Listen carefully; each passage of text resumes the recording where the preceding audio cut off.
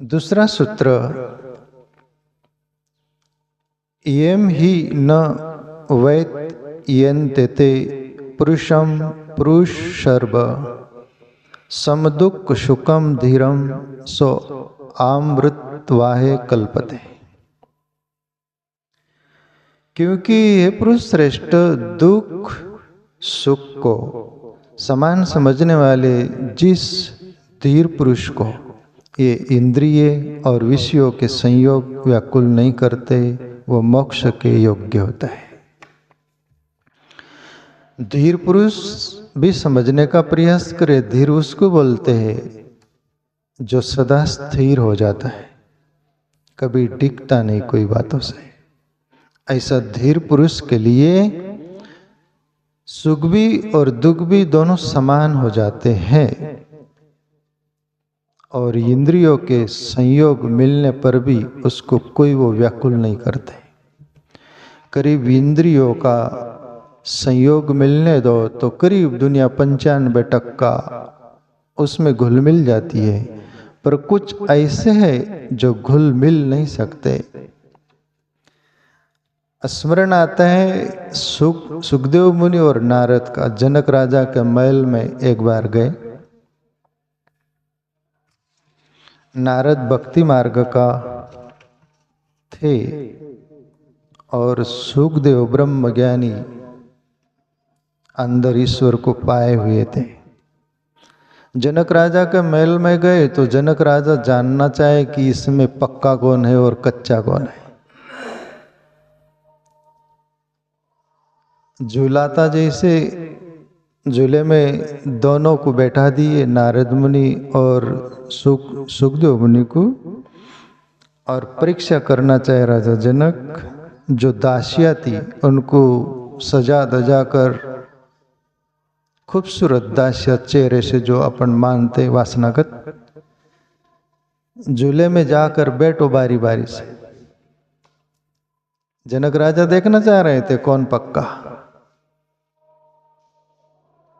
और हुआ ऐसा।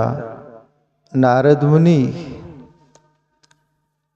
वो दासियां आती उनको बीच में बैठती तो उनका शरीर छू न जाए मुझे। नारद मुनि धीरे धीरे खिसकते गए। दूसरी दासियां आती, नारद मुनि कोपरे में। तीसरी दासियां तो नारद मुनि नीचे गिर गया, कोई श्री का स्पर्श न हो जाए, इतना डर गया। और सुखदेव मुनि तस्य मस नहीं, कौन श्री और कौन पुरुष। हिले भी नहीं, डुले भी नहीं, कोई फर्क नहीं, न अंदर न बाहर। इसको बोलते धीर पुरुष। वो इंद्रियों का विषय भी उसको अवेलेबल हो, उसमें वो प्रवाहित नहीं होगा, उसका असर नहीं गिरेगा, और विषय उसको छू नहीं सकते।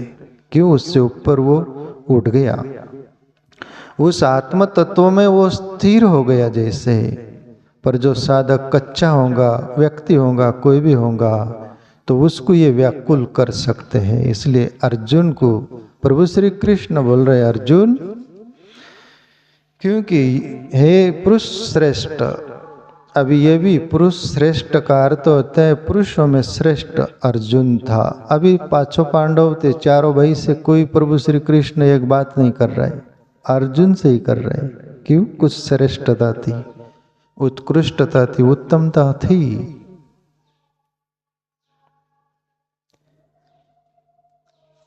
प्रभु श्री कृष्ण से पूछा गया कहीं गीता में या और कहीं जगह, प्रभु मूर्खों से पाला पड़े तब क्या करना? बोले मौन रहना। और दूसरी बात पूछी कि ज्ञानी किसको ज्ञान देते? बोले पंडितों को।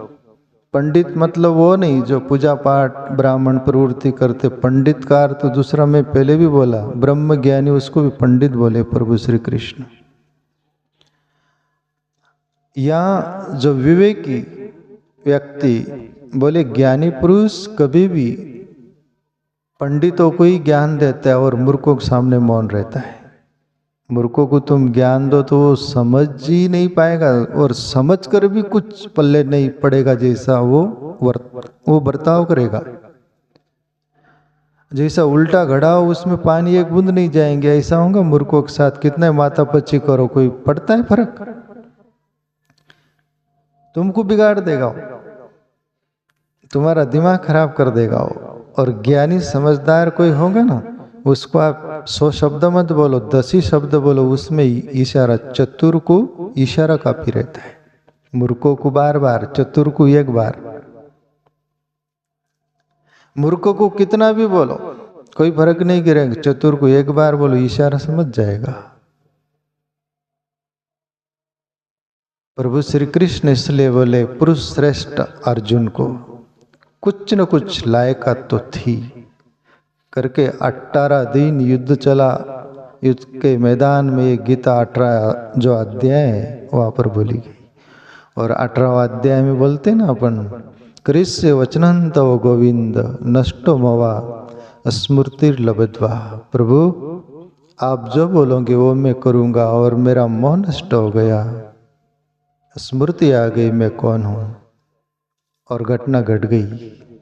सद्गुरु का कभी भी कुछ दिया हुआ व्यर्थ नहीं जाता, और सद्गुरु कभी भी प्रयास कुछ लायक हो उस पर विशेष करता है।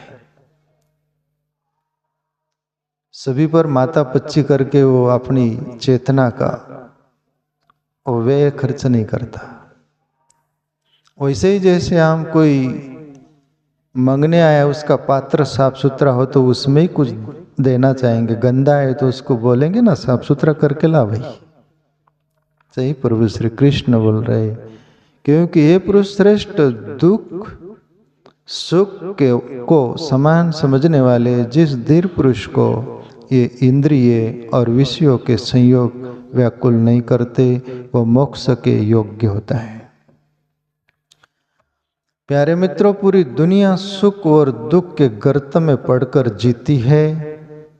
सुका लागी सी करी तड़मड़ पंडरी सी जाए। एक वेळ तुकाराम बाबा सिद्धवर साहब बोल देते हैं कि परम सुख चाहिए तो ईश्वर की ओर अग्रसर हो, या कहीं भी दुनिया में सुख हम खोज रहे, सुख का भास होता है, मृग तृष्णा की तरह वो मिटता हुआ दिखता है।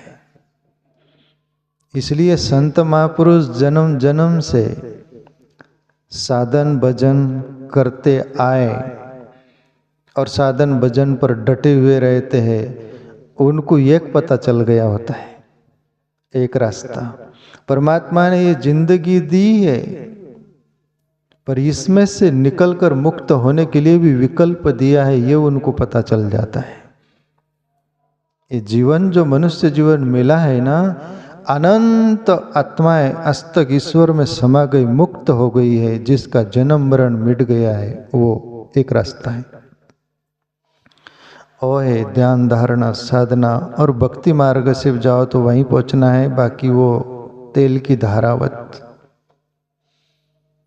पूरे प्राण से हृदय से फिर ईश्वर का अनुभव हो जाने के बाद आपका सभी कुछ मिट जाएगा, आप ईश्वरमय हो जाओगे, ईश्वर स्वरूप हो ही। कितना गजब का खेल है, कभी गौर कर रहे हैं अपने पर? या अपन बैठे हैं, सब कुछ मरा हुआ शरीर है ये, उसमें से वो हवा निकल जाने दो ना, प्राण, अब भी गिर जाओगे आप। आपकी 2 कौड़ी की मूल्य नहीं, कुछ नहीं रह जाएगा, भूत प्रेत दिखने लगोगे। मर गई झट मुंह उसका जाग देते, उसका अर्थ मैं किया था मेरा अंदर से कि अब तू मुंह बताने के काबिल नहीं, तेरे में जो था तब तक तेरा मुंह देखा गया, अभी वो चला गया, अभी तू तेरी औकात मुंह बिताने की जग देते उसका मुंह, है ना? प्रेत हो गया, भूत हो गया। तो वो चैतन्य आत्मा प्यारे मित्रों हमारे अंदर है।